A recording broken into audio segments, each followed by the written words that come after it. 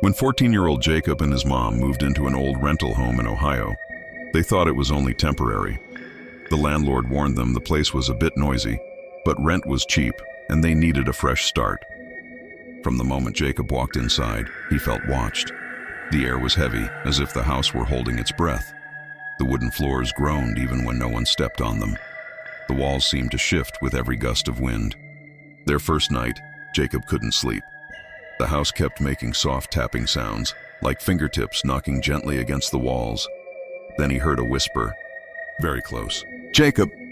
He sat up, heart pounding. "Mom?" he called. No answer. The whisper came again, this time from behind his dresser. "Jacob, don't turn around."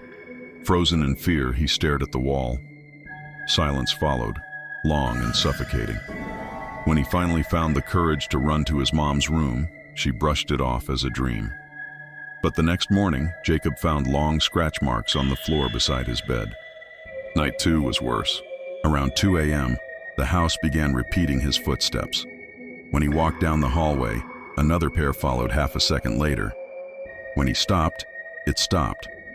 When he ran, it ran faster. He slammed his door shut and pressed his back against it. The wood behind him vibrated like something was pressing its face against the other side. The next day, Jacob insisted they leave. His mom finally agreed, but the weather turned brutal, and they decided to stay one last night before driving out. That final night, Jacob woke to the sound of the front door creaking open. Slow, loud, deliberate. He peered out of his room and saw the dark silhouette of a person standing in the living room. It was tall and twisted, its joints bent the wrong way. The figure tilted its head, and every door in the hallway slammed shut at once. "Don't leave," it whispered in a voice that came from everywhere at once.